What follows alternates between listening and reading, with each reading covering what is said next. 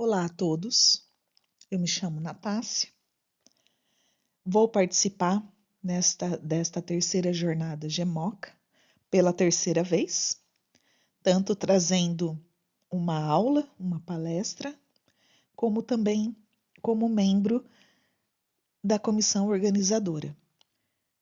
Eu integro a comissão desde 2022, quando nós lançamos, 2021, quando nós lançamos a primeira jornada GEMOCA.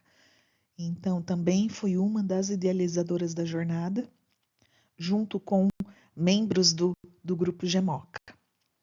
É um prazer imenso poder participar novamente desta jornada e poder trazer um pouquinho de conhecimento sobre pesquisas do câncer aqui para vocês. Quando a gente fala sobre câncer, é muito complicado a gente tentar estabelecer uma linha do tempo, né? Quando que isso começou? Quais são os primeiros registros? Quem são os maiores cientistas descobridores desta área? E por que é que essa doença assola há tanto tempo a humanidade? Será que ela está aumentando de incidência? Ou será que a gente está entendendo mais sobre ela, consequentemente diagnosticando melhor ela? Falar sobre câncer, temos que começar a entender o que é o câncer. Afinal de contas, hoje, qual é a sua definição? Por definição, câncer é uma doença na qual algumas células do corpo crescem de forma descontrolada e desenvolve uma capacidade de se espalhar para outras partes do corpo. Ele pode começar em quase qualquer lugar do corpo humano, tá? E vocês imaginem que o câncer, né, que o corpo humano, ele é composto por trilhões de células. E esse, né, e o câncer, ele pode começar em qualquer uma delas. Em condições normais, né, as nossas células, elas crescem, elas se multiplicam, né, por meio da própria divisão celular e formam novas células, de acordo com as nossas necessidades. E quando elas envelhecem ou sofrem algum dano, elas entram naquilo que nós chamamos de apoptose, ou seja, elas morrem. E uma nova célula toma o seu lugar, né? Só que o que acontece é que às vezes esse processo ordenado, ele deixa de funcionar. E as células, né, que nós consideramos como anormais ou até danificadas, elas têm uma capacidade muito grande de se multiplicar e crescer. Só que elas não deveriam estar conseguindo realizar essa multiplicação, esse crescimento, né? Então elas podem acabar formando tumores, que podem gerar, né, células tumorais que podem gerar tecidos tumorais. Lembrando que quando nós falamos em tumores, né, eles podem ser cancerígenos ou não cancerígenos, quando utilizamos a palavra benigno. Benigno não é sinônimo de câncer. Tumores ou neoplasias benignas não é a mesma coisa do que tumores ou neoplasias malignas ou, consequentemente, câncer. Porém, esses cânceres, esses tumores cancerosos, né, eles vão conseguir se espalhar, eles podem invadir tecidos próximos, eles podem cair na nossa corrente circulatória, nos nossos vasos linfáticos, viajar pelo nosso corpo e formar colônias em outras regiões, em outros órgãos. E a isso nós chamamos de metástase, né? Então, os tumores, eles também, tumores, neoplasias malignas ou tumores malignos, eles são considerados cânceres. Afinal de contas, o que é o câncer em si, né? O que é que causa um câncer? Que tipo de câncer grande maioria das pessoas pode vir a desenvolver. E o que acontecia antigamente? Será que as pessoas tinham mais ou menos cânceres que hoje? O que você sabe sobre a história do câncer? Você conhece alguma descoberta muito importante relacionada ao câncer? Você já leu alguma coisa? Você lembra o nome de algum cientista que está diretamente relacionado ao câncer? E é agora que eu convido vocês a viajar nessa história, nesta biografia sobre uma das doenças que mais aterroriza o ser humano. A gente começa a pensar todos esses questionamentos, né? Afinal de contas, né? Onde surgiu? Qual foi o primeiro relato descrito? A partir dessas duas perguntas, a gente consegue imaginar também qual é a idade do câncer? Quando começou o problema com o câncer? Darmos esta jornada e para a gente tentar entender e responder algumas perguntas, eu vou começar lá no Antigo Egito. Só que antes de chegar no Antigo Egito, eu vou lá para o século XVIII, século XIX, em 1862, um homem chamado Edwin Smith, que vai ser muito diferente de todos os próximos pesquisadores e descobridores que eu vou falar aqui nesta aula com vocês. Ele era um falsificador de antiguidades. Ele era um falsificador, né, de antiguidades, um mascate, e gostava muito da história do Antigo Egito.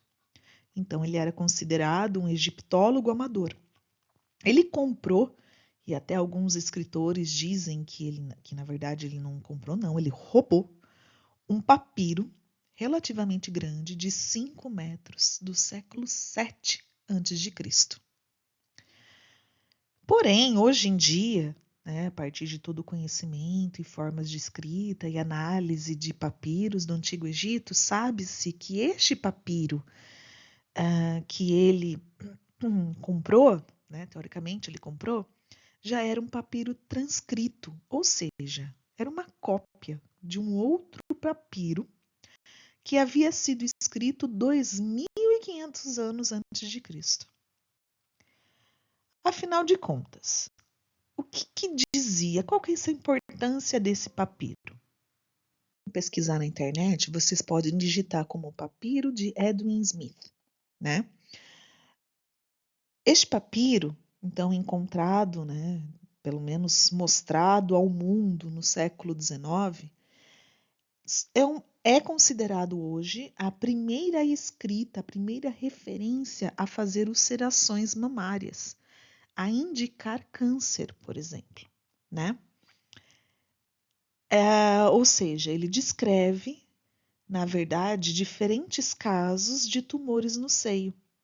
Além disso, estudos em hieróglifos também mostravam sugestões, suposições de cirurgias realizadas para a remoção dessas ulcerações, que hoje nós chamamos de tumores de mama.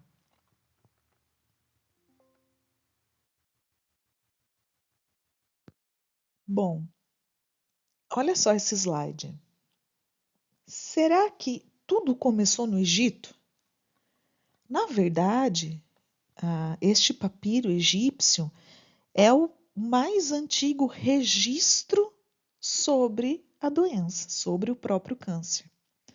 Porém, em 2003, um grupo de pesquisadores encontrou um fóssil no qual eles descobriram, né, que esse fóssil tinha entre 70 a 80 milhões de anos atrás, e eles publicaram na revista The Lancet Oncology, né, um artigo intitulado O Primeiro Caso de Osteosarcoma em Dinossauros. Essa publicação acabou acontecendo em 2020 E o estudo, né, ele descreve o primeiro, então, caso de câncer confirmado em dinossauros, especificamente um osteosarcoma, que nada mais é do que um tumor, né, um câncer ósseo, né? E foi encontrado, então, nesse fóssil de Centrosaurus apertus, tá? Era um dinossauro herbívoro, né, que viveu há cerca, então, de 70, 80 milhões de anos atrás. E eles utilizaram, para vocês terem uma ideia, os pesquisadores, eles utilizaram técnicas ultramodernas de imagem, como tomografia computadorizada e também imagens microscópicas, para poder diagnosticar realmente este tumor maligno. E é considerado um estudo super importante e significativo, porque mostra que o câncer não é uma doença, não é, né, uma doença restrita aos humanos ou aos tempos mais recentes, mas algo que pode ter afetado os seres vivos, então, há muitos e muitos anos, antes da nossa chegada, antes do nosso desenvolvimento aqui na Terra. Além deste dado, né, deste trabalho, falando então da existência de cânceres em dinossauros, em fósseis, né, de dinossauros, mas que os dinossauros conviveram já com o câncer, eu fiz aqui uma breve linha do tempo, só para falar para vocês que também antes de Cristo, quase 2000 anos antes de Cristo, uma mulher que viveu na Idade do Bronze, né? Os seus restos, né? A múmia, ela foi encontrada. E os pesquisadores também descobriram câncer no crânio desta mulher. Na Babilônia, 1750 a.C., também já havia relatos de remoção cirúrgica, né? De tumores. No próprio Egito, como eu já comentei com vocês, né? 1600 a.C. existe alguns relatos que os egípcios eles culpavam os deuses pelo câncer, né? Esses papiros, existem outros papiros além do papiro do Smith, né? Que descrevem casos de tumores de mama, e esses tumores na época eles foram tratados com cauterização. Além de tumores de mama, câncer também de estômago, e eles tratavam com cevada fervida, misturada com tâmaras. Câncer de útero também, há relatos do Antigo Egito, e eles tratavam também com tâmaras frescas, né, e cérebro de porco que era introduzido na vagina. Eram essas as formas de descoberta e tratamento que eram realizadas no Antigo Egito. Assim como na China também, 400 anos antes de Cristo, existem dados que mostram que alguns médicos muito especializados tratavam inchaços e úlceras, né? E eles foram mencionados em algumas dinastias chinesas. 500 anos a 400 anos antes de Cristo também, na Índia,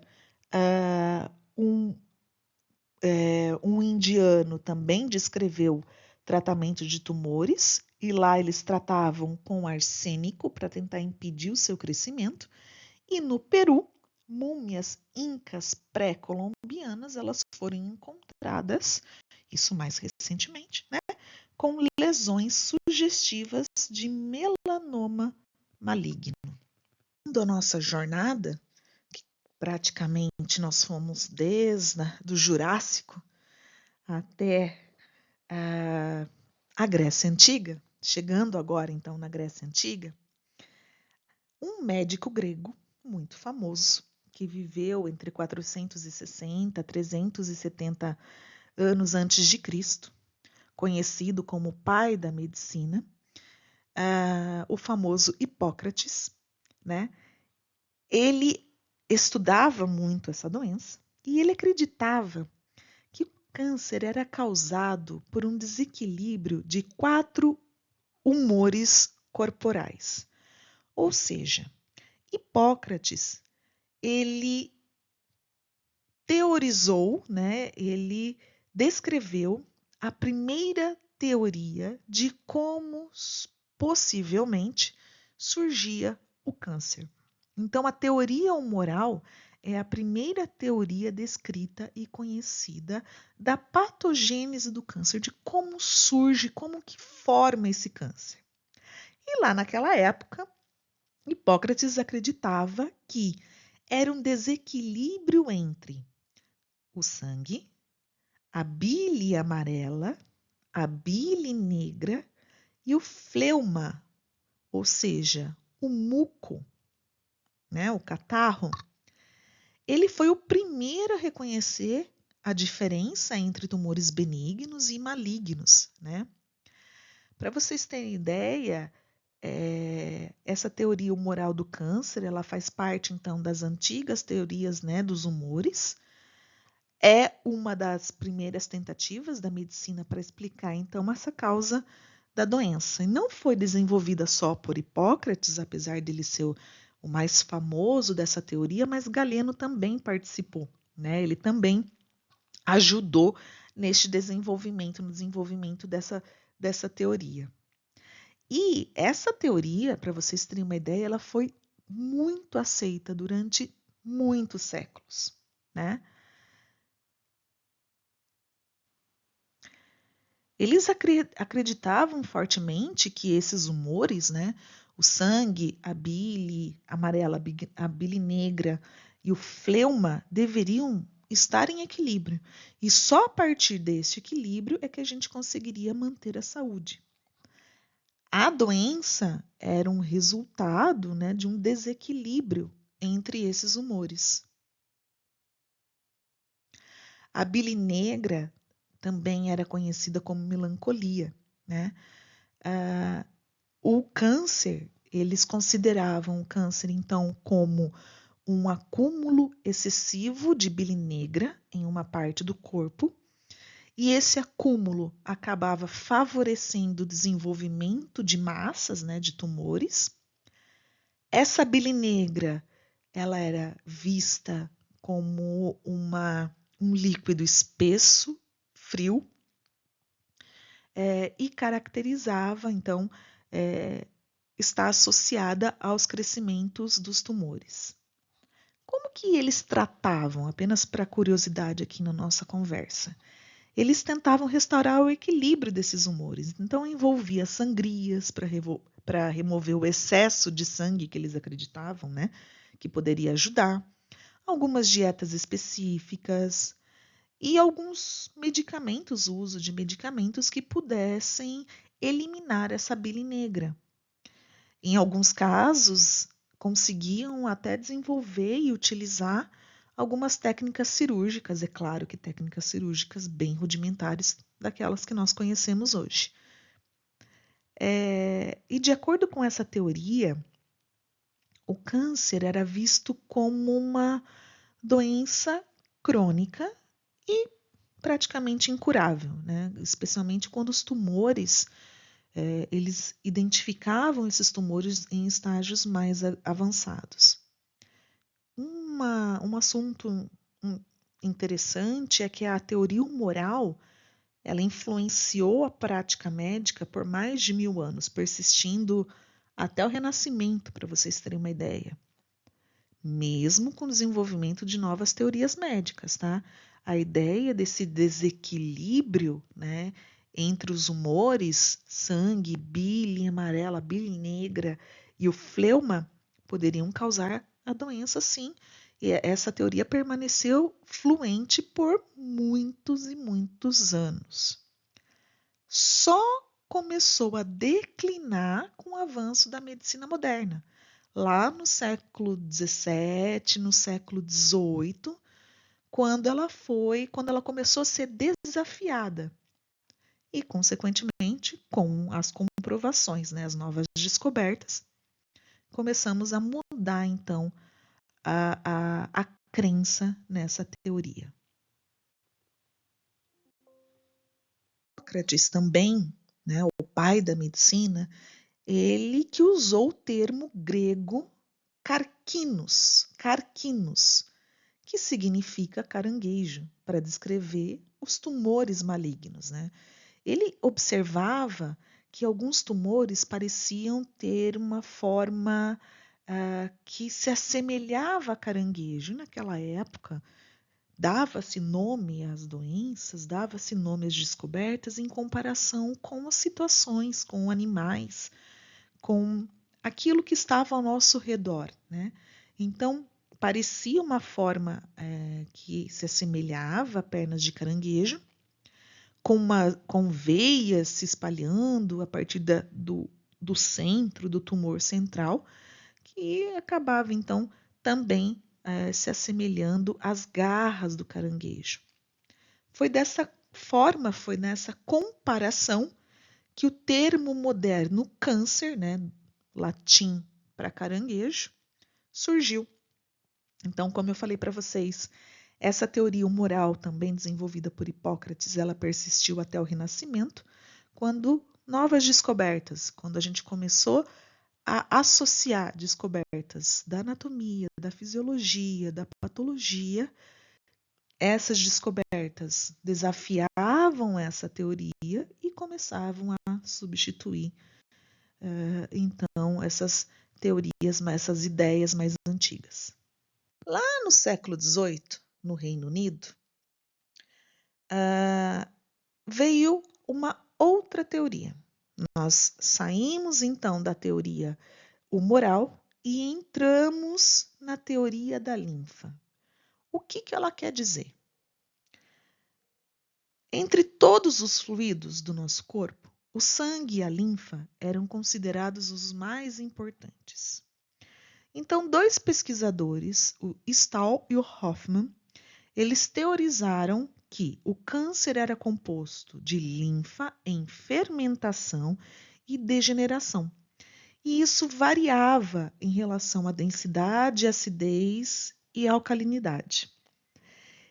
Essa teoria ganhou apoio bem rapidamente e teve uma contribuição muito importante de John Hunter, tá? John Hunter era um cirurgião escocês, também do século XVIII, que concordava que os tumores cresciam a partir da linfa, constantemente expelida pelo sangue. A partir daí, vem uma outra teoria. Quanto mais descobertas, mais ganho de informações, mais ganho e compartilhamento de conhecimento, melhor a gente vai conseguindo entender melhor como é que aparece o câncer, como que ele surge. A gente começa a desacreditar na teoria da linfa a partir do momento em que um pesquisador traz para a comunidade científica a teoria do blastema. Este pesquisador, em 1838, é chamado de Johannes Miller, né? Ele era um patologista alemão. Ele demonstrou que o câncer era composto por células e não por linfa. Só que tinha um porém. Ele acreditava que as células cancerosas não vinham de células normais. Estas células cancerosas, elas se desenvolviam a partir de elementos em brotamento, a blastema, né? Entre os tecidos normais. E ele tinha um pupilo que é considerado, né, até hoje, um dos maiores cientistas do mundo, uma das pessoas que mais contribuiu para a evolução da medicina, para a evolução da humanidade, conhecido como Rudolf Virchow. Né? Ele era aluno do Miller, só que ele mudou um pouquinho a teoria do blastema.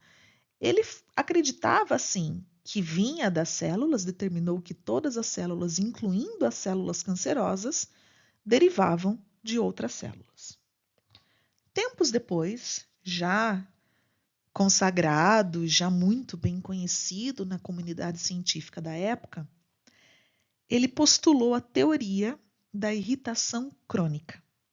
O que ele propôs? Que a irritação crônica era a causa do câncer. Só que ele acreditava, de forma incorreta, hoje sabemos, né, mas de forma incorreta, que os cânceres se espalhavam como um líquido. Na década de 1860, um outro cirurgião alemão, chamado de Kohl, demonstrou que os cânceres metastatizavam através da disseminação de células malignas e não por meio de algum fluido desconhecido, como Virchow acreditava. Então, a teoria da irritação crônica também começou a diminuir de importância, de intensidade entre a comunidade científica. Chegamos em outra teoria, a teoria do trauma. Então, vocês estão entendendo que desde a antiga Grécia, com o nível científico e de conhecimento que nós tínhamos, a gente ia evoluindo e mudando. A cada descoberta, surgia uma teoria e tempos depois alguém derrubava essa teoria. Nova teoria, derrubava essa nova teoria. E mesmo com os avanços na compreensão do câncer, né, do final do século XIX até o início dos anos 20, no século XX, a teoria do trauma ela era considerada por muitos como um causador do câncer. E essa crença ela foi mantida apesar da falha de lesão em causar câncer em animais. Então, eles acreditavam que lesões repetidas numa mesma área poderia levar ao desenvolvimento do câncer. E eles tentavam provar isso com experimentação, causando lesões em animais. E eles não viam que essa região, mesmo com essas lesões repetitivas, futuramente poderia desenvolver um câncer. Bom, saindo um pouquinho então da teoria do trauma, nós vamos entrar na teoria das doenças infecciosas. Entramos numa época em que se acreditava que o câncer era contagioso.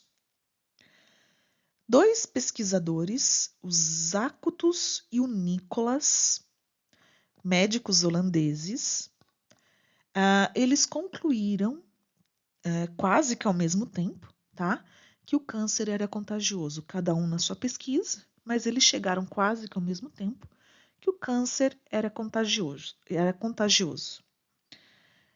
Essa conclusão de ambos era baseada em suas experiências com câncer de mama em membros de uma mesma casa. Eles divulgaram, né, uma teoria de contágio em 1649 e 1652, que propunha que os pacientes com câncer deveriam ser isolados, viver isolados, né, de preferência fora das cidades e vilas, a fim de evitar a disseminação do câncer. Então, ao longo dos séculos 17 e 18, alguns acreditavam, né, infelizmente, que o câncer era contagioso. E só a critério de curiosidade, o primeiro hospital de câncer na França, ele foi obrigado a se mudar da cidade, porque as pessoas temiam que o câncer, né, que os indivíduos que tinham câncer, que estavam internados nesse hospital, acabasse espalhando para os outros cidadãos, para as outras pessoas que moravam na cidade. Então, embora o câncer humano em si, né, não seja contagioso, nós entendemos hoje que a influência de vírus, bactérias e parasitas pode aumentar o risco de uma pessoa, né, desenvolver câncer, como, por exemplo, o HPV. Mas não como eles acreditavam na época, que o câncer era contagioso. Ao mesmo tempo em que todas essas teorias praticamente isoladas, né, iam surgindo, mais esse volume de teorias no século XVIII, no século XIX, outros pesquisadores também publicavam as suas observações. observações às vezes realizadas no dia a dia da prática clínica, numa comunidade, né? Às vezes era só um médico para um número muito grande numa única cidade. E eles começaram então a fazer essas diferentes publicações. Até que Percival Pott, um cirurgião inglês do século XVIII, fez uma descoberta que é considerada crucial na história da medicina. Ele identificou uma ligação entre exposição ocupacional, trabalho de pessoas que limpavam chaminé e o desenvolvimento de câncer de escroto, fazendo dele, então, o primeiro a estabelecer uma associação clara entre a exposição ocupacional e o câncer. Para vocês terem uma ideia, essa observação foi um dos primeiros passos na compreensão da relação entre fatores ambientais e câncer, fatores ambientais como causadores de câncer. Ele notou que esses limpadores de chaminés, que frequentemente entravam em contato com a fuligem, eram particularmente suscetíveis a essa forma de câncer. E a sua descoberta, na época, levou a uma maior conscientização sobre a prevenção de riscos ocupacionais, né? E acabou marcando, então, o início do estudo dos carcinógenos ambientais, que tem crescido cada vez mais. Foi uma das descobertas mais importantes no desenvolvimento do câncer. Finalmente, a nossa jornada chega na era contemporânea. Vou conversar um pouquinho com vocês sobre como todas essas descobertas, é claro que eu não pude listar todas, como todas essas descobertas, esses entendimentos ajudaram a humanidade no século XX a evoluir no seu conhecimento sobre as origens do câncer. Então vamos lá para o século XX. Em 1915, dois pesquisadores, o Ishikawa e o Yamajiwa, da Universidade de Hokkaido, no Japão, eles fizeram o seguinte: eles pegaram alcatrão de carvão e passavam repetidamente na orelha de coelhos. Eles fizeram um estudo com 101 coelhos e a cada 2 ou 3 dias eles passavam alcatrão de carvão nas suas orelhas. Eles projetaram o seu experimento, né, por causa do conhecimento comum de que meninos que eram limpadores de chaminés desenvolviam câncer pela exposição ao acúmulo de alcatrão no interior das chaminés. Ou seja, aquele ganho de conhecimento que eu comentei com vocês, do Percival, fez com que já no século XX a gente fizesse mais experimentos para realmente confirmar esta teoria. E crescimentos anormais foram vistos nas orelhas dos coelhos depois de um tempo. Mas depois de um tempo, eles observaram desses 101 coelhos, eles viram que entre 30 a 100 dias já observavam, então, alguns crescimentos anormais. E após 150 dias, 100% dos coelhos haviam desenvolvido câncer. Para vocês terem uma ideia, né, devido a essa descoberta, eles foram indicados ao Prêmio Nobel e foi o primeiro Prêmio Nobel, foi a primeira indicação do Japão para o Prêmio Nobel. Só que, um comentário, ironicamente, eles acabaram perdendo para um pesquisador dinamarquês que acreditava que o câncer de estômago era causado por um parasita, o que mais tarde a gente acabou provando que era falso. Com as descobertas desses 3 pesquisadores, com a comprovação desses 3 pesquisadores, muitos outros pesquisadores começaram a tentar entender a ação dos mais diferentes produtos ambientais, produtos do nosso dia a dia que estão fortemente relacionados ao desenvolvimento do câncer, né? Então, algumas substâncias específicas nós já temos a certeza de que elas causam câncer, né?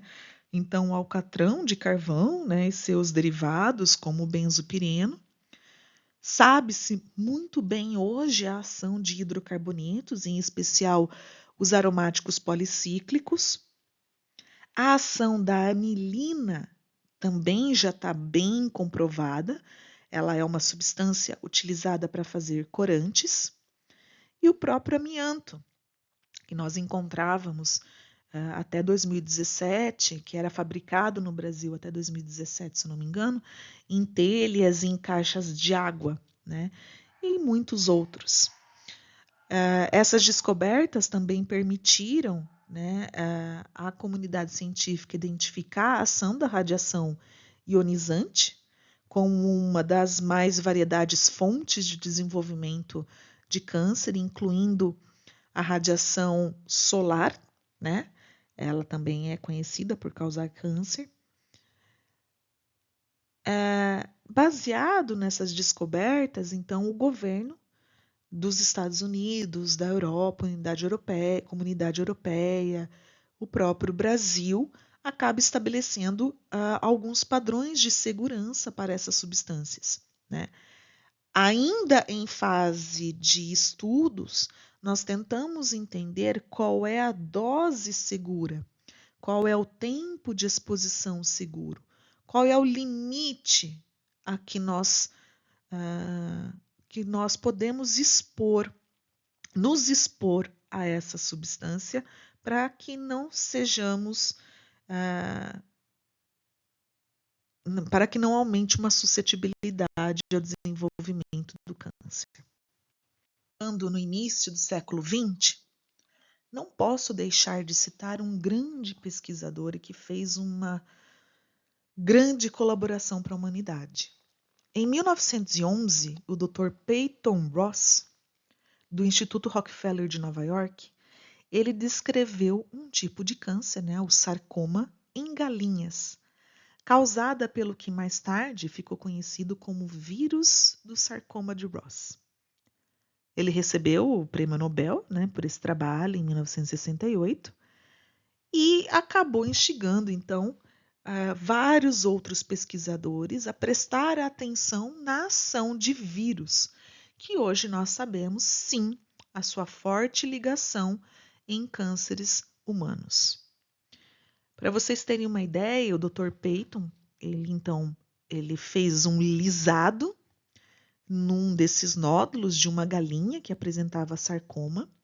Ele separou DNA, RNA e proteína, ele filtrou esse lisado e ele injetou em outras galinhas.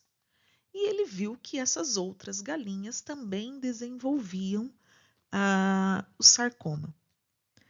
Essa descoberta do Dr. Peyton permitiu, então, ao mesmo tempo, mais tarde a gente acabou entendendo isso também, que este experimento e a descoberta do Dr. Peyton, ele identificou o sarcoma, ele identificou um oncogene e ele identificou a ação viral frente ao desenvolvimento do câncer.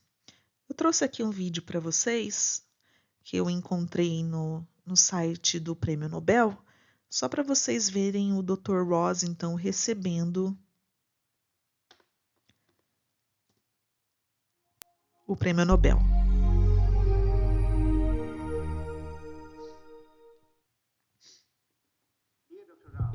Dear Dr. Rouse, you have discovered the first virus that induces solid tumors in animals. You have thereby opened the vast field dealing with viruses and cancer, a field so important for the understanding not only of tumor causation, but also of the change whereby normal cells turn into cancer cells, a change the nature of which you have done so much to elucidate. Dr. Rouse and Dr. Huggins, your studies meet in the central question, just how anarchistic cancer cells really are.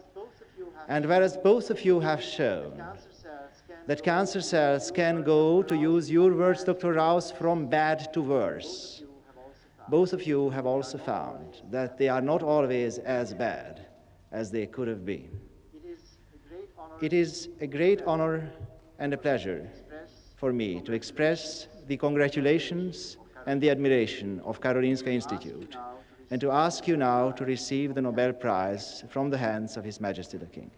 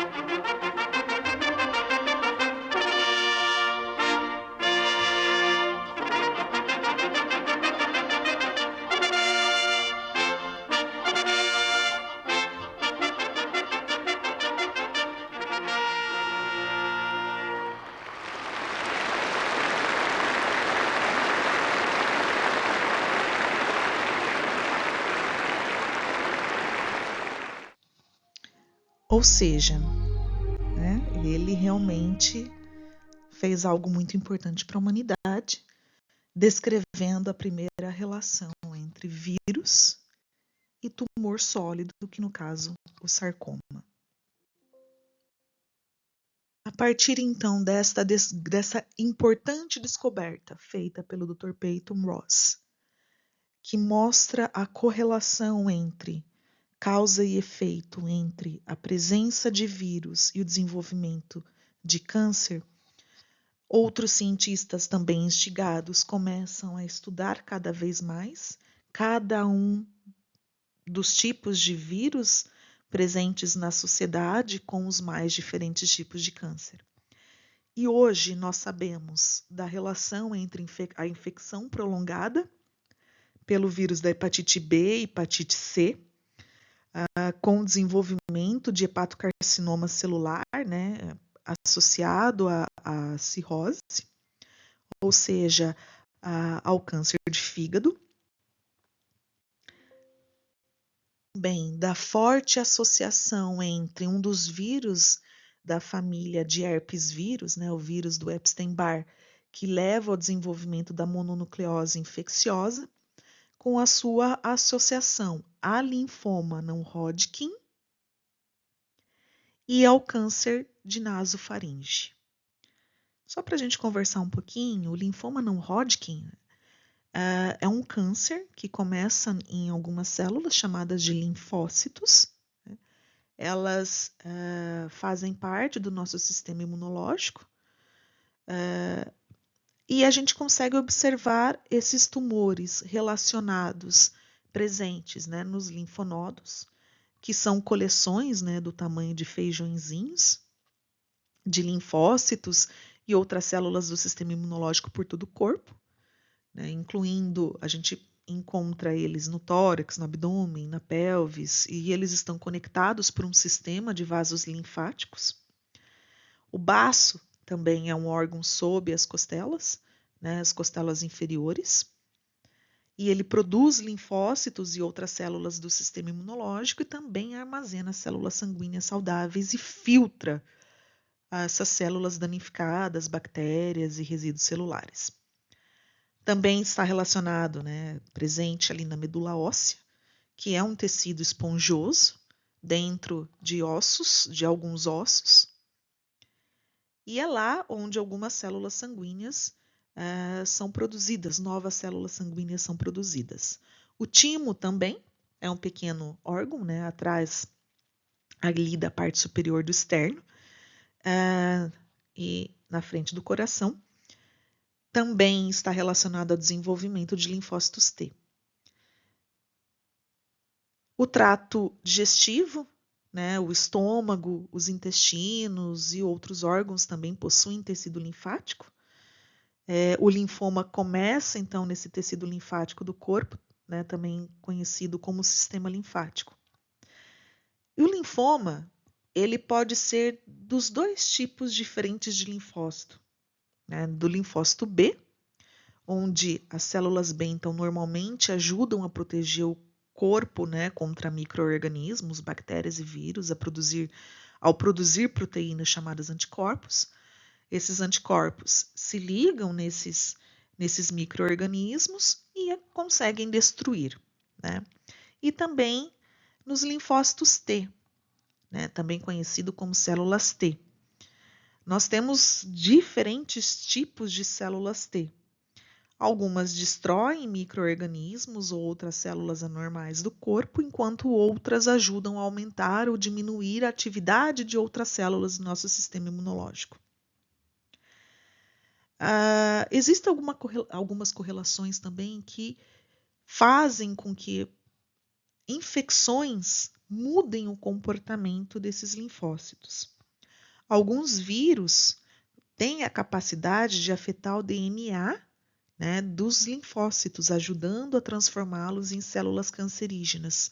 Então, a gente tem a infecção por vírus linfotrópico, né, de células humanas, de células T humanas, que é o HTLV, aumenta o risco, né, de uma pessoa a desenvolver alguns tipos de linfoma.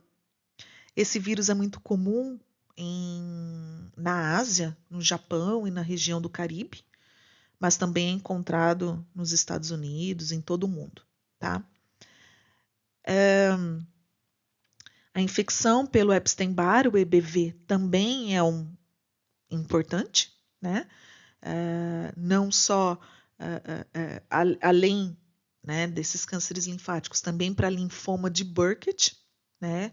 Principalmente em algumas regiões da África. A gente vê com uma maior frequência em países desenvolvidos como nos Estados Unidos. O EBV está mais associado a linfomas em pessoas que têm infecção por HIV, né, que é o vírus que pode causar a AIDS. Outro herpes, né, outro vírus da família do herpes, o herpes tipo 8, HHV8, também consegue infectar linfócitos, levando a um tipo raro de linfoma chamado de linfoma de efusão primária. E é mais frequente também em pessoas infectadas pelo HPV, né? Essa infecção, então, pelo HHV8 também está ligada a outro câncer, que é o sarcoma de Kaposi. É por esse motivo, então, o nome desse vírus herpes associado ao sarcoma de Kaposi. Ok, no slide anterior, pessoas infectadas com o vírus da imunodeficiência humana, o HIV, têm maior risco de desenvolver tipos de cânceres, em especial o sarcoma de Kaposi. E como eu disse anteriormente, o linfoma de Hodgkin. Aqui neste caso, eu mostro para vocês as lesões do sarcoma de Kaposi. O câncer, ele começa, né, quando as células do corpo tendem a crescer fora do controle. Eu já vou falar um pouco sobre isso para vocês. E elas conseguem se espalhar. Né? Para a gente entender um pouco mais sobre esse sarcoma de Kaposi, ele é um câncer, então, que se desenvolve a partir das células que revestem os vasos linfáticos ou sanguíneos. Ele é de origem mesenquimal, por isso nós chamamos ele de sarcoma. Geralmente, ele surge como tumores na pele ou em superfícies mucosas, como, por exemplo, dentro da boca. Mas a maioria desses tumores também pode aparecer em outras partes do corpo, como, por exemplo, nos gânglios linfáticos, nos pulmões e também no trato digestivo. As células anormais do sarcoma de Kaposi, elas têm a capacidade, então essas células cancerosas, né, essas células neoplásicas, elas vão formar manchas, elas vão formar esses tumores mais arroxeados, mais avermelhados na pele. E essas áreas afetadas, elas são denominadas como lesões cutâneas do sarcoma de Kaposi, que aparece mais frequentemente na perna e no rosto. Também pode parecer dolorida, mas geralmente elas não causam sintomas iniciais, tá? Algumas lesões nas pernas ou na virilha, sim, pode deixar o indivíduo com um certo grau de dor, sim. Eles também podem ter esses indivíduos, né, com sarcoma de Kaposi também podem desenvolver alguns problemas nos pulmões, como eu falei, no fígado, no trato digestivo, como sangramento no estômago, enquanto tumores nos pulmões pode causar alguns problemas respiratórios. De falar sobre o HPV, o vírus do papiloma humano, tem sido associado a muitos tipos de cânceres, mas principalmente o câncer do colo de útero. Também observamos este vírus causando tumores, neoplasias de vulva, de vagina, de ânus e de pênis. Alguns tipos de câncer de cabeça e pescoço, principalmente na língua, nas amígdalas, também estão associados a algumas cepas específicas do HPV, cepas consideradas de alto risco. O que é importante, e eu gosto de ressaltar, existem vacinas para ajudar a prevenir a infecção contra HPV, e essas vacinas estão disponíveis e devem ser tomadas sim, tá? A infecção pelo HPV é uma infecção viral, né, que comumente vai levar a crescimentos na pele ou na membrana mucosa, gerando essas verrugas, né? Por isso que nós chamamos de papiloma, são essas verrugas. Existem mais de 100 tipos de papilomas humano, tá?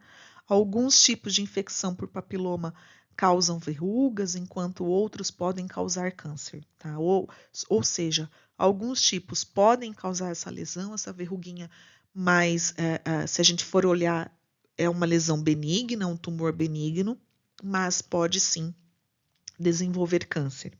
Para vocês terem uma ideia, 95% dos cânceres considerados de alto grau, do câncer de colo de útero considerado de alto grau, 95% desses indivíduos apresentam uma infecção por HPV, tá?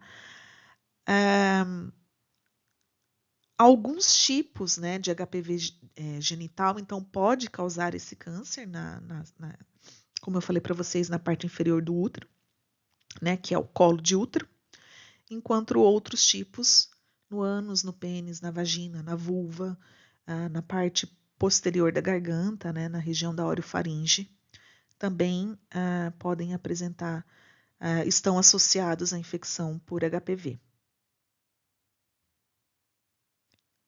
Na grande maioria das vezes, essa infecção, elas acabam ocorrendo, elas são por transmissão sexual ou por contato pele a pele. E como já disse, as vacinas podem ajudar, né? Podem proteger contra as cepas de HPV mais propensas a causar verrugas genitais ou a levar ao desenvolvimento do câncer cervical. Esses conhecimentos, né, em 2014, a Agência Internacional de Pesquisa sobre Câncer, a IARC, que pertence à Organização Mundial da Saúde, ela publicou uma apostila identificando mais de 100 carcinógenos químicos, físicos e biológicos. Muitas dessas associações foram reconhecidas muito antes dos cientistas entenderem como o câncer se desenvolve, né? E hoje a pesquisa está descobrindo novos carcinógenos. A cada dia essa lista aumenta uma linha. além de entender, a gente também consegue explicar como eles causam o câncer. A gente consegue fornecer esses insights sobre maneiras de prevenir o câncer, ou seja, conhecer os nossos inimigos, digamos assim, para nos proteger. Bom, enquanto tudo isso sobre câncer estava rolando, estava acontecendo, todas essas descobertas, essas perguntas, lembrando que o que move o mundo são as perguntas, Mendel fazia o cruzamento das ervilhinhas e começava a introduzir a genética para a gente. Além disso, outros grandes pesquisadores também colaboravam com a descoberta de cada um dos detalhes daquilo que nós chamamos hoje de genética. Na metade do século XX, uma mulher chamada Rosalind Franklin, muito pouco conhecida, descobriu a estrutura do DNA. A partir de raio-x por difração, ela conseguiu fotografar, né, por esse raio-x, a estrutura do DNA. Com essa informação, outros dois grandes pesquisadores, chamados de Watson e Crick, conseguiram concluir a teoria deles. Aqui é importante ressaltar. Eles ganharam o Nobel, mas quem fez uma das descobertas mais importantes foi uma mulher, e o nome dela é Rosalind Franklin. A informação de Rosalind Franklin, uma contemporânea, inclusive, da universidade em que eles trabalhavam, na Inglaterra, Watson e Crick, conseguiram descrever a estrutura da molécula de DNA, falando como ela era, descrevendo a dupla hélice. Então, nós juntando todas essas informações daquilo que está associado ao câncer, né, desses agentes químicos, físicos e biológicos, mais a compreensão do corpo humano, a compreensão celular e principalmente da biologia molecular, nós começamos a juntar essas informações, começamos a juntar esses conhecimentos. E a partir daí, foi um boom, né? Principalmente da década de 90 para agora, né? Quanto mais genética, mais tecnologia que começou ali com Mendel, com o cruzamento das ervilhinhas, juntando com as observações clínicas, me exponho a isso, aparece um tumor no consultório, me exponho àquilo, aparece outro tumor no consultório, nós conseguimos chegar na teoria que é a mais aceita hoje. Então, descobriu-se, né, a partir na metade do século XX, que o DNA é a base do código genético que dá a ordem para todas as células. Depois que a gente entendeu como é que se traduzia esse código, os cientistas conseguiram evoluir para um entendimento maior de como os genes funcionavam. Mas, além disso, como que eles podiam ser danificados por mutações, né? Estas técnicas modernas de biologia molecular, elas conseguiram responder muitas perguntas complexas sobre o câncer, né? Então, a gente já sabia que o câncer poderia ser causado por produtos químicos, né? Radiação, vírus, químicos, físicos e biológicos, e que, às vezes, parecia ter uma certa hereditariedade no câncer. Mas muitas das perguntas ainda eram impossíveis de serem respondidas. Então, à medida que foi evoluindo a compreensão do DNA e dos genes, aumentava a compreensão que era um dano no DNA causado por esses produtos ou por uma alteração interna que levava ao desenvolvimento do câncer. A teoria aceita hoje do desenvolvimento, do surgimento do câncer é a teoria dos genes supressores de tumor e dos oncogenes. Ou seja, nós entendemos hoje que para o desenvolvimento de um câncer, uma mutação somente não leva a uma alteração celular a ponto de fazer com que ela se torne uma célula neoplásica.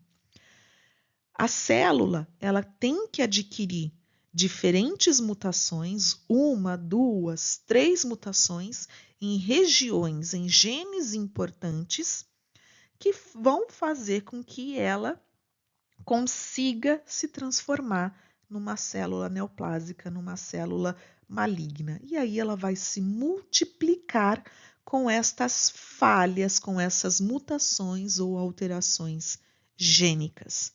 Uma mutação causa um câncer? Não. Uma sucessão, uma união, a soma de diferentes mutações. Vamos entender um pouquinho mais. O que a gente entende hoje? Tá? O dano genético não letal, né, ele encontra-se no cerne do processo carcinogênico. Os tumores, eles acabam sendo formados porque eles conseguem desenvolver uma expansão clonal de uma única célula, uma célula precursora, que sofreu uma mutação induzida, uma mutação no seu material genético, óbvio, induzida por um carcinógeno. Né? Então, lembrando que os tumores são clonais, tá? A isso, ela vai adquirindo mutações adicionais. Ou seja, uma célula normal desenvolve, né, recebe essa mutação iniciadora, uma mutação que foi induzida por um carcinógeno, se transforma numa célula precursora e ela desenvolve algumas propriedades muito semelhantes a uma célula-tronco. E a cada processo de divisão celular, essas mutações acabam sendo adicionadas a essa célula mutações condutoras adicionais. E aí entra a teoria dos drivers e passengers, mutações condutoras e passageiras. E conforme nós vamos tendo o acúmulo de mutações condutoras e passageiras naquela célula, maior vai sendo a chance desse tumor ser maligno e aí realmente desenvolver um câncer geneticamente heterogêneo. Então, nós temos a aquisição de características essenciais para o câncer, com a adição de mutações condutoras, até que a gente vai chegar na célula cancerosa fundadora, que vai ter mais células adicionais, mais mutações adicionais, né? E vai evoluir, então, para aquilo que nós chamamos de câncer geneticamente heterogêneo, que é o momento em que a gente consegue dar esse diagnóstico. Então, esse acúmulo de mutações condutoras e passageiras dá a cada uma das células que compõem a massa tumoral essa característica heterogênea. Ou seja, mutações condutoras são aquelas mutações fortes, aqueles biomarcadores, aquelas mutações que, ao surgirem na célula, elas provavelmente permanecerão durante todo o desenvolvimento até ser uma célula neoplásica. E as mutações passageiras são aquelas mutações como se fossem passageiros de um ônibus mesmo. Eles entram e saem a cada ciclo celular. E essas passageiras ajudam a dar características heterogêneas, né, desse câncer geneticamente heterogêneo. Existem 4 classes de genes muito bem definidas, tá? Nós temos os proto-oncogenes, os oncogenes, os genes supressores de tumor, né, os oncogenes que são promotores de crescimento, os genes supressores de tumor, que têm a capacidade de inibir o crescimento, e genes que regulam a morte celular programada, a apoptose, né? E até genes responsáveis pela capacidade de reparo no DNA. Então, essas 4 classes de genes constituem os principais alvos de mutações diretamente relacionadas ao desenvolvimento do câncer. Então, essa carcinogênese, o processo de carcinogênese, resulta, né, em suma, do acúmulo de mutações complementares de maneira sequencial ao longo do tempo. Infelizmente, essas neoplasias malignas, elas acabam adquirindo e apresentando diferenças genotípicas, né, designadas como as marcas registradas do câncer, que eu vou falar mais à frente para vocês, com aquela capacidade que elas vão ter de desenvolvimento excessivo, de invasão local, de formar metástases, enfim, faz com que este câncer seja diferente. Isso significa que, por mais que você tenha, né, por mais que um indivíduo tenha um tipo específico de câncer, se nós formos olhar as células de forma individual daquele câncer, nenhuma é igual à outra dentro do mesmo indivíduo, muito menos comparada com outro indivíduo. Mas as mutações condutoras, elas sim vão estar presentes. Como que os cânceres progridem, né? O que a gente entende hoje é que uma célula cancerosa fundadora, então ela tem uma mutação condutora, ela vai adquirindo 2 ou mais, 3 ou mais, ou até 4 ou mais ao longo do tempo. E a presença dessas mutações condutoras frente à presença das mutações passageiras vão dar essa característica de heterogeneidade e também vão fazer parte de uma seleção natural de um clone de células tumorais, ou seja, aquela célula mais bem adaptada para o ambiente é aquela célula que vai continuar vivendo e, consequentemente, gerando clones de si. O que é bom para a célula, mas é muito ruim para o hospedeiro, porque a gente acaba selecionando aquela célula mais forte, mais agressiva.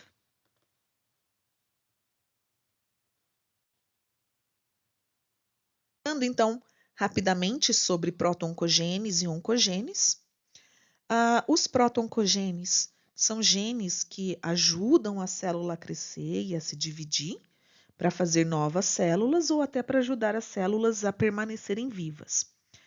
Só que quando um proto-oncogene sofre uma mutação, ou seja, muda uma parte do seu material genético, ou até há muitas cópias dele, ele pode ser ativado quando não deveria ser ativado. E neste ponto, ele passa a ser chamado de oncogene. Quando isso acontece, a célula tende a crescer fora de um controle. Ela não respeita o ciclo celular. Ela desenvolve características que faz com que ela se transforme num câncer. Um proto-oncogene, ele normalmente funciona, né, de uma forma parecida com um pedal de acelerador de um carro, tá? Ele ajuda a célula a crescer e a se dividir. E o oncogene é quando o pedal do acelerador fica preso, né? E faz com que a célula se divida mais rapidamente e de uma forma totalmente descontrolada. Os oncogenes, então, eles podem ser ligados, né, ativados em células de diferentes maneiras, a partir da presença de variantes de mutações genéticas, polimorfismos, por exemplo, a partir de alterações epigenéticas, rearranjos cromossômicos, duplicação genética. E por definição, um oncogene é um gene mutado que tem o potencial de causar câncer. Lembrando que antes de um oncogene sofrer a mutação, ele é chamado de proto-oncogene e desempenha um papel de regulação da divisão celular, tá? De um papel normal, ok? E o câncer, infelizmente, então, pode surgir quando um proto-oncogene sofre uma mutação. É a classe dos genes supressores tumorais. Por definição, são genes normais que desaceleram a divisão celular ou informam as células que elas têm que morrer na hora certa também, tá? Que é um processo que nós chamamos de apoptose ou morte celular programada. Então pensa o seguinte, quando os genes supressores de tumores não funcionam de forma correta, as células elas continuam a crescer fora do controle, que pode levar ao câncer, tá? Ele é como o freio de um carro. Ele normalmente ajuda a evitar que a célula se divida muito rapidamente, assim como o freio impede, né, que um carro vá muito rápido. Então, quando algo dá errado com esse gene supressor de tumor, como a presença de uma mutação, de um polimorfismo, que o impede de funcionar de forma adequada, essa divisão celular vai ficar fora do controle. Existem algumas informações em relação a alterações herdadas em genes supressores de tumor, como síndromes familiares do câncer. Tá?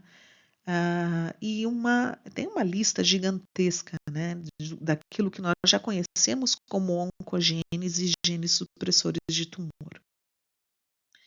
E também nós temos a classe dos genes do ciclo celular, que é quando uma célula se divide para fazer novas células. Então, ela precisa fazer uma cópia dela mesma, né, em todo o seu DNA. E é um processo extremamente complexo que pode levar a erros no DNA. Então, esses genes, conhecidos como genes de reparo do DNA, os genes do ciclo celular, eles agem como uma pessoa que conserta um carro. Eles ajudam a consertar erros no DNA e, se eles não conseguirem consertá-los, eles fazem a célula morrer, para que esses erros não causem mais problemas. Então, ela é encaminhada para G0 e em G0 é induzida a apoptose, a morte celular programada. A questão é, esses genes também podem apresentar falhas. E isso pode permitir com que mais erros se acumulem dentro da mesma célula.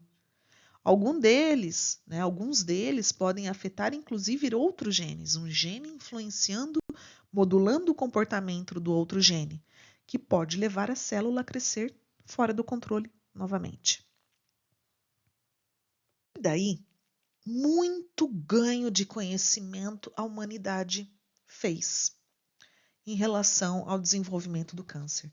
E não tem como eu trazer os marcos da pesquisa no câncer na humanidade sem eu falar de 3 grandes artigos que reúnem o que nós sabemos hoje sobre o desenvolvimento do câncer. Em 2000, uma revista chamada Cell chamou 2 grandes pesquisadores para fazer um compacto. O que ela falou? Olha, a gente sabe tanta coisa sobre o câncer, mas a gente não tem na literatura algo que nos guie de forma mais concisa, de forma mais explicativa. Vocês podem, por favor, escrever uma revisão que traga as principais características, as principais marcas do câncer? E assim eles fizeram e publicaram um dos artigos mais importantes da história do câncer, denominado de Hallmarks of Cancer. O que eles escreveram? Que o câncer, isso em 2000, tá? O que a gente sabia em 2000, tá bom? No ano de 2000. Que uma célula, ela precisa adquirir vantagens. múltiplas vantagens, muito mais do que aquela capacidade de se proliferar. Afinal de contas, se a gente parar para pensar, tumores benignos, neoplasias benignas, também se proliferam, mas eles não são tão ruins quanto um maligno. Então, o que acontece com esta célula? Quais são as características que uma célula precisa desenvolver, adquirir para ela ser neoplásica? Vamos lá. Autossuficiência em sinais de crescimento. O que é isso? Os tumores têm a capacidade de se proliferar sem estímulos externos e internos, normalmente em consequência da ativação dos oncogenes. Ou seja, os oncogenes são aqueles genes mutados que causam crescimento celular excessivo, mesmo na ausência de fatores de crescimento e outros sinais externo e internos, promotores de crescimento. Autossuficiência nos sinais de crescimento, insensibilidade aos sinais de crescimento, aos sinais inibidores de crescimento. Os tumores, as células malignas, elas têm a capacidade de não responder a moléculas que inibem a sua proliferação, né? Normalmente, essas moléculas inibem a proliferação das células normais, mas elas não conseguem obrigar células neoplásicas a responderem a esse chamado. Olha, vamos parar de crescer. Não, as células neoplásicas não obedecem, né? E isso acontece principalmente porque nós temos a inativação dos genes supressores de tumor, né? Que são aqueles genes que codificam um componente das vias inibitórias do crescimento. Postulou-se também que a célula apresentava a capacidade de evasão da apoptose. O que é isso? Os tumores mostravam-se resistentes à morte celular programada, né? Ou seja, mesmo eu reconhecendo falhas no seu ciclo celular, eu não conseguia, né? Os genes do ciclo celular, eles não conseguiam fazer com que aquela célula entrasse em apoptose. Outra característica é o potencial de replicação ilimitado, ou seja, a famosa imortalidade celular. Os tumores, eles apresentam essa capacidade proliferativa, uma capacidade restrita, né, de proliferação irrestrita. É uma propriedade muito semelhante à de células-tronco, que vai permitir com que essas células tumorais fujam da senescência celular e da catástrofe mitótica, né? A catástrofe mitótica é a apoptose, é a falha da capacidade mitótica da célula. Então, todos os cânceres contêm células que são imortais e que apresentam esse potencial replicativo ilimitado. Pelo menos algumas células em todos os tipos de câncer precisam ser semelhantes às células-tronco, tá? E elas são designadas como células-tronco do câncer, nessa fase, tá bom?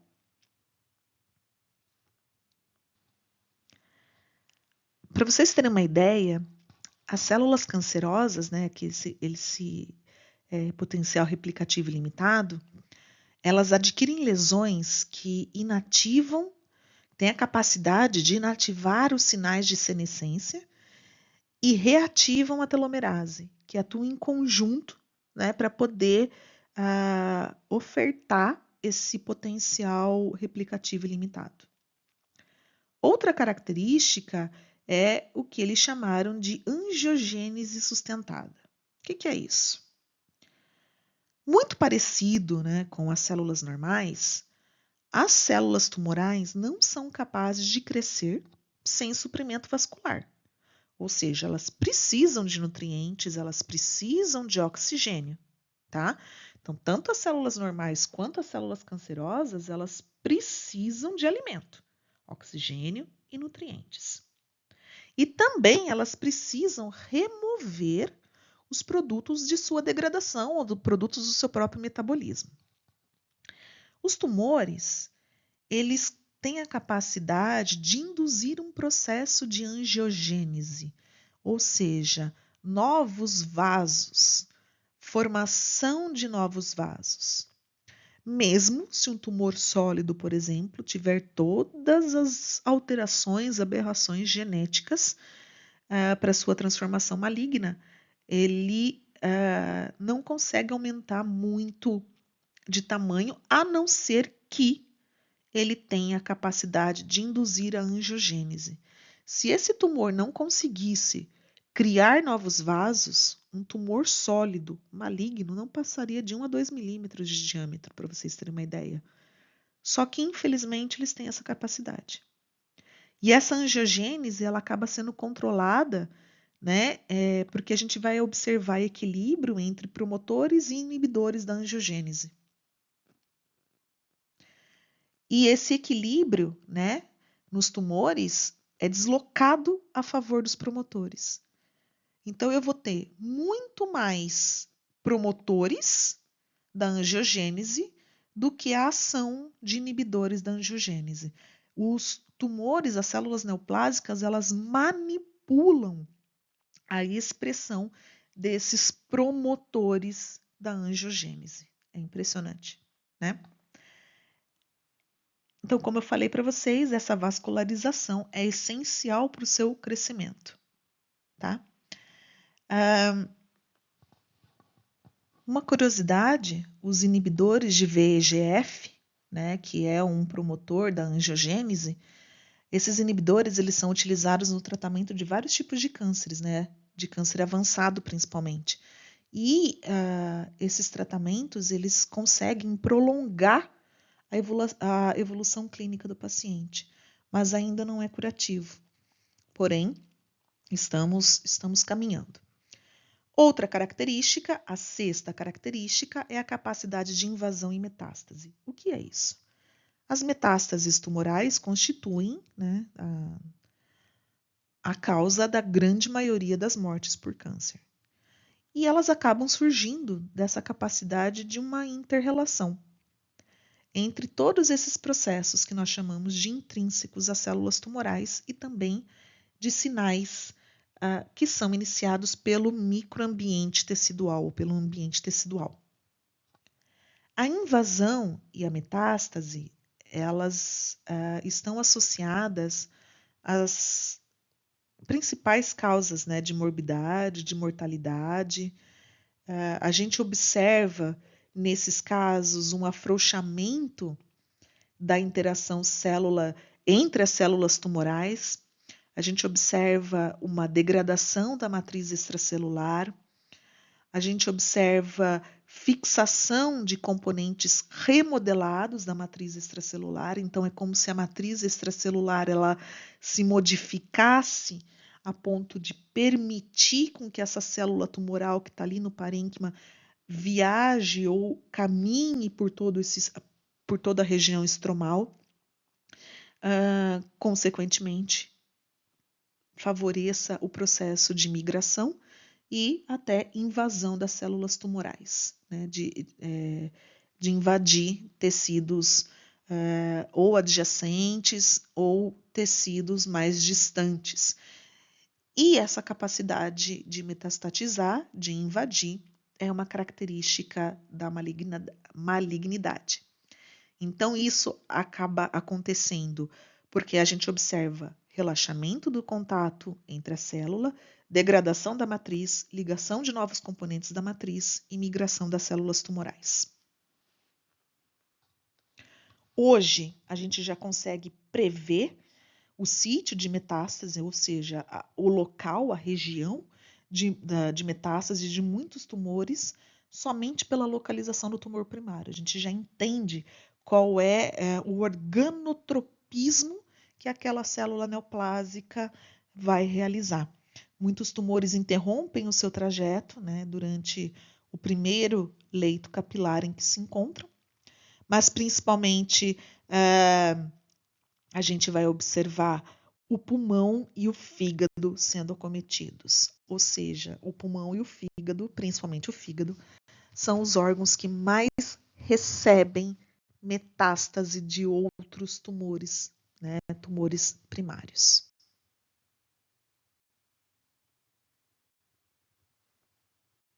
Vocês a lerem atentamente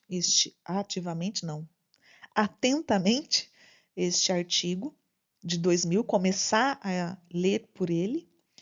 Ele também traz, né, essas 6 capacidades, então, que eu acabei de explicar para vocês, mas ao mesmo tempo em que a gente já entende essas capacidades, a gente já entende quais são os genes que estão agindo, quais são as vias, o que está rolando ali no nosso DNA que permite com que essa característica se desenvolva. É muito, muito importante para qualquer pessoa da área da saúde a leitura e a compreensão deste primeiro artigo. Pois a mesma revista pediu para os mesmos pesquisadores atualizarem aquela revisão. Ela pediu para que, baseado no ganho de conhecimento dos últimos 10 anos, o que é que a humanidade sabe hoje sobre o surgimento do câncer. E aí eles postularam mais 4 características, 2 em destaque e 2 que modulam as outras características.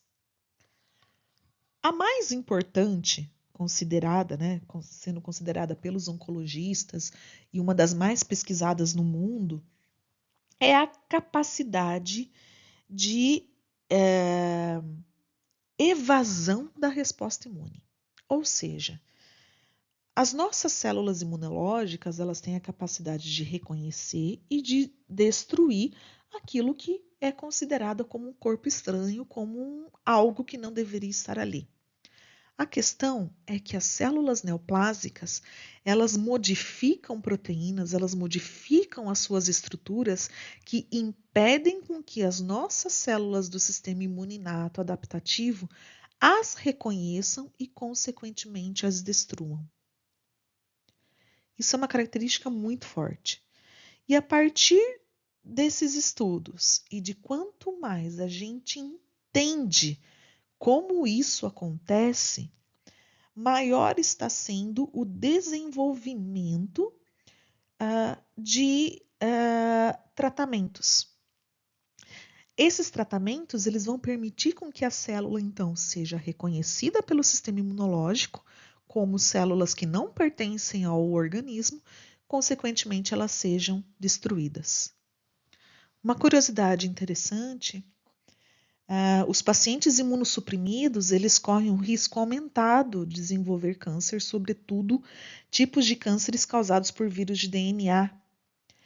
E nos pacientes imunocompetentes, os tumores eles têm a capacidade de evadir o sistema imune por meio de vários mecanismos, como, por exemplo, crescimento seletivo de variantes antígeno negativas, perda ou expressão reduzida de antígenos de histocompatibilidade, imunossupressão mediada pela expressão de alguns fatores, como TGF-beta, PDL1, PD1, PDL1, né, pelas células tumorais.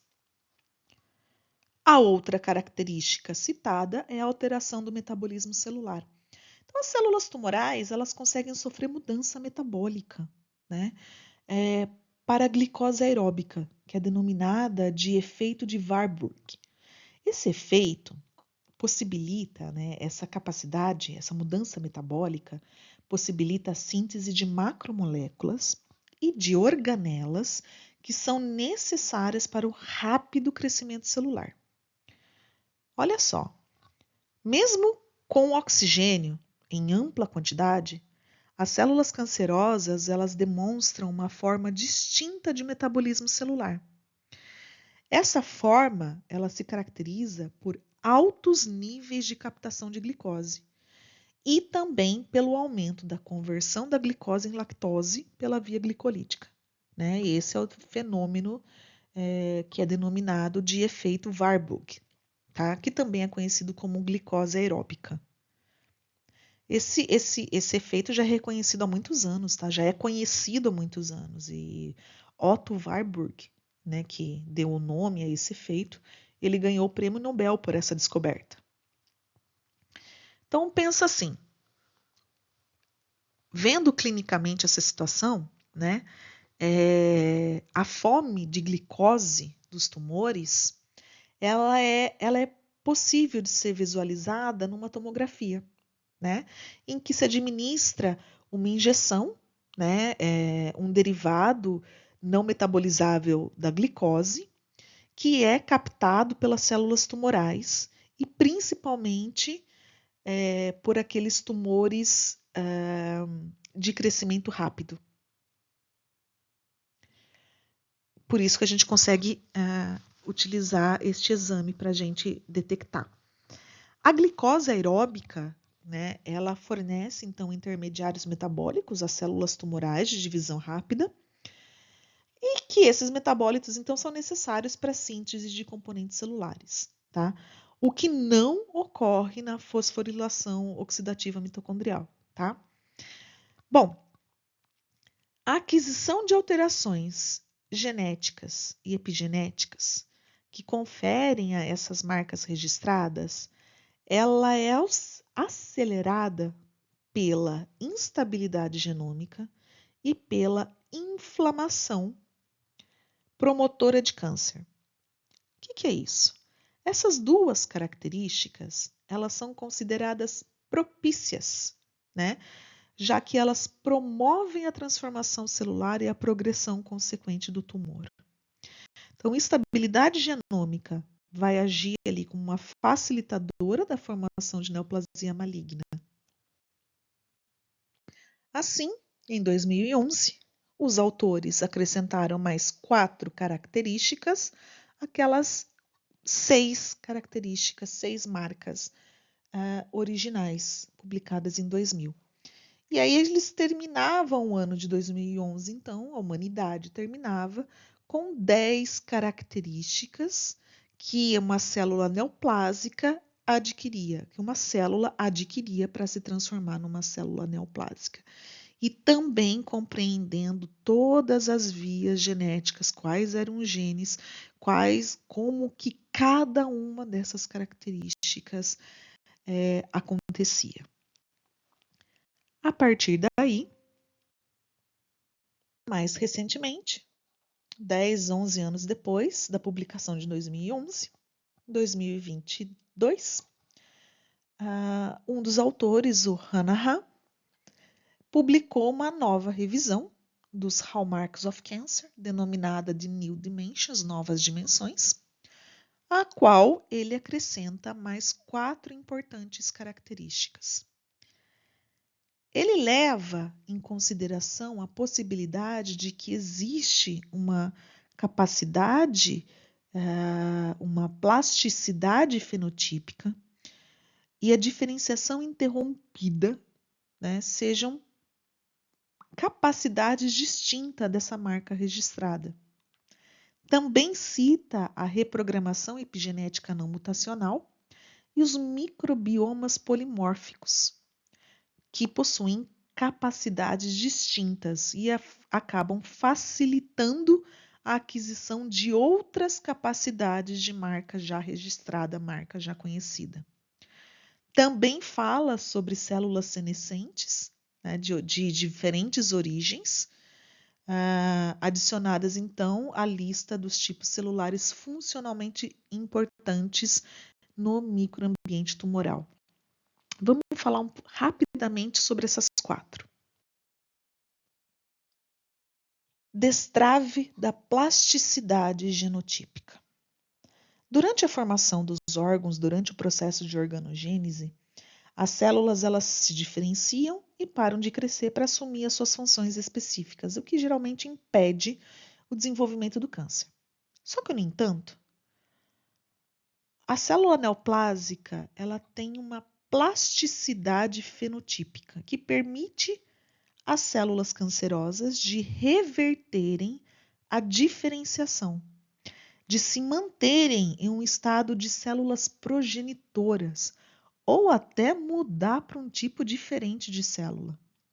Essa capacidade de mudar e escapar da diferenciação final ela é extremamente importante na patogênese do câncer. Ele cita a capacidade de diferenciação, né? O que é de desdiferenciação? A carcinogênese do cólon, por exemplo, e de outros tipos de câncer, como melanoma, câncer das ilhotas pancreáticas, eles apresentam como característica a interrupção da desdiferenciação ou da diferenciação celular. E é um mecanismo super importante no desenvolvimento do câncer.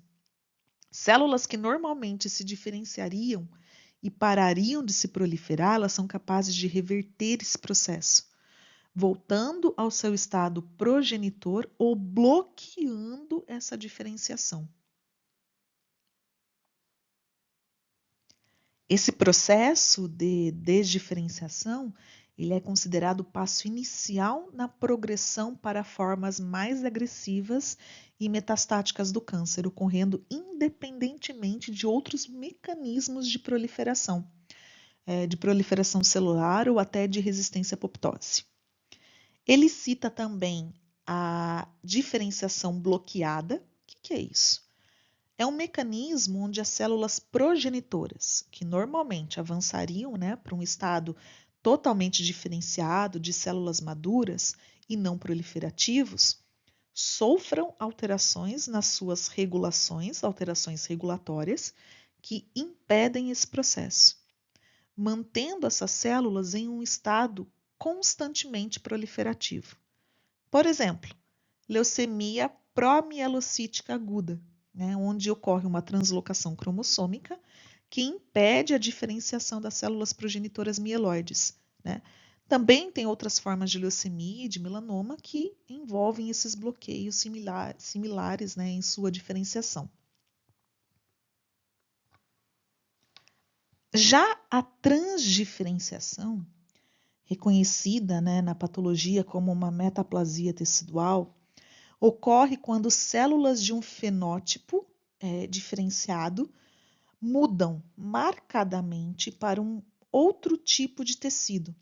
A gente observa essa situação, por exemplo, no esôfago de Barrett, onde a inflamação crônica provoca uma mudança do epitélio escamoso para um epitélio colunar, facilitando o desenvolvimento de adenocarcinomas. Em adenocarcinoma ductal pancreático, a gente vê essa situação. Células acinares pancreáticas, elas podem se transdiferenciar em células ductais durante o início do desenvolvimento neoplásico. Ou seja, essa transdiferenciação acaba levando a formações pré-malignas e o desenvolvimento do câncer. A segunda característica é a reprogramação epigenética não mutacional. Ela é vista, então, como um dos marcos, uma das características fundamentais que facilita a aquisição de capacidades, de outras características, ou seja, as tecnologias de perfilamento multiônico, elas estão ajudando, elas estão contribuindo para a compreensão dessa regulação epigenética não mutacional, versus a mutacional na evolução dos tumores e na progressão maligna. A instabilidade genética e as mutações, elas são características fundamentais da formação e da patogênese do câncer. Só que há uma crescente evidência de que a reprogramação epigenética, que não envolve a presença de mutação, também tem um papel extremamente crucial. Este conceito de reprogramação epigenética não mutacional nos sugere uma mudança na expressão gênica que pode ocorrer sem alteração no DNA. Por exemplo, os autores eles citam mecanismos microambientais da reprogramação epigenética, como a hipóxia, como, por exemplo, a transição epitelial-mesenquimal. Também falam da rigidez do tumor e da heterogeneidade regulatória epigenética. Tudo isso acontecendo sem a presença de mutação. Então, eles citam também regulação epigenética dos tipos de células estromais. Não há presença de mutação. Simplesmente ocorre essas condições frente à epigenética, a ação de fatores que promovem o processo de epigenética. Os microbiomas polimórficos, eles também são muito importantes, né? Existe uma diversidade de microbiomas, né? Conjuntos de micro-organismos que habitam tecidos do nosso corpo, e a gente já sabe hoje que tem um impacto profundo na saúde e nas doenças, inclusive incluindo o câncer. Então, estudos mostram que existem variações nesses microbiomas e essas variações conseguem influenciar o desenvolvimento do câncer e a resposta ao tratamento. Por exemplo, esses microbiomas, eles possuem efeitos modulatórios no intestino. O microbioma intestinal, ele é muito importante para a função do cólon e manter o equilíbrio, né? A questão é quando acontece desequilíbrio, uma disbiose, e isso pode influenciar, por exemplo, o ambiente em que o câncer de colo retal está crescendo. Existem também microbiomas promotores de tumores. Certas bactérias, como a E. coli, podem causar mutações e promover o câncer. Outras bactérias, por exemplo, bactérias que são produtoras de butirato, elas conseguem agir na promoção da tumorigênese através da indução da senescência celular. O microbioma, ele também tem um efeito imunomodulador. Pois é, os microbiomas, eles modulam o sistema imunológico, afetando a capacidade inflamatória e afetando a resposta imune ao câncer. Transplantes de microbioma fecal de pacientes com melanoma que responderam à imunoterapia mostraram eficácia restaurada em novos pacientes. Ou seja, aqueles pacientes que não respondiam à imunoterapia, quando transplantados, né, receberam o transplante fecal, eles começaram a responder melhor ao tratamento. E também há microbiomas em outros tecidos, né? Por exemplo, microbiomas nos pulmões e na pele. E cada órgão, então, possui o seu microbioma específico com características totalmente diferentes e que sofrem impactos diferentes na sua saúde e na patogênese do câncer. Quando a gente fala do microbioma dentro do câncer, ou seja, intratumoral, nós estamos falando de pesquisas que mostraram que bactérias podem ser detectadas em tumores sólidos e que existe uma variação desse microbioma em características clínicas ou patológicas, ou seja, tendo o mesmo tipo de tumor sólido, porém, em indivíduos que apresentam diferentes populações ou quantidades de bactérias, eles vão apresentar tumores, cânceres mais ou menos agressivos, eles vão apresentar melhor ou pior resposta a tratamento. Em alguns casos, né, a presença ou a ausência consegue até afetar a progressão tumoral. Então, o microbioma, gente, tanto intestinal quanto em outros órgãos, é uma característica fundamental que afeta, sim, a aquisição dessas características, dessas capacidades típicas do câncer, além da estabilidade genética e das inflamações promotoras de tumor.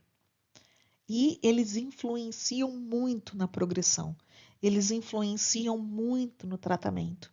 E tem sido uma área emergente de pesquisa, né? Tentando descobrir potenciais, né, para novos insights e abordagens terapêuticas. Mas não menos importante, a senescência celular. Falando rapidinho, a senescência celular ela é uma forma irreversível de parada do ciclo celular. E ela serve como um mecanismo de proteção que consegue manter a homeostase dos tecidos. Como que ela faz isso? Ela remove células doentes ou células desnecessárias. Além de interromper esse processo de divisão celular, a senescência ela envolve mudanças na morfologia e também no metabolismo da célula. A ativação de um fenótipo secretório associado à senescência, que é o SASP, tá? Fenótipo secretório associado à senescência. Quando ele é ativado, ele libera proteínas bioativas como quimiocinas, citocinas e proteases. Essa senescência, ela então pode ser induzida por estresses microambientais, danos no DNA e desequilíbrio em redes de sinalização celular, tá? E a gente vê trabalhos indicando que ela é observada com aumento de acordo com a idade, tá? Ou seja, a gente vê mais frequente essas células senescentes, né? E o SASP de acordo com o envelhecimento. Evidências, então, crescentes mostram que as células senescentes, ao contrário do que se pensava antigamente, elas estimulam o desenvolvimento e a progressão do tumor. E elas não são, então, protetoras contra tumor. A eliminação de células senescentes em camundongos envelhecidos conseguiu reduzir a incidência de câncer e mortes associadas ao câncer. Em suma, o principal mecanismo pelo qual as células senescentes promovem câncer é o SASP.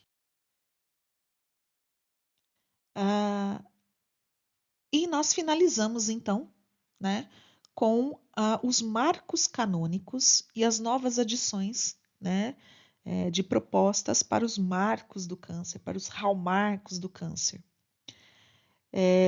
Este último artigo, ele também vai sugerir algumas possibilidades.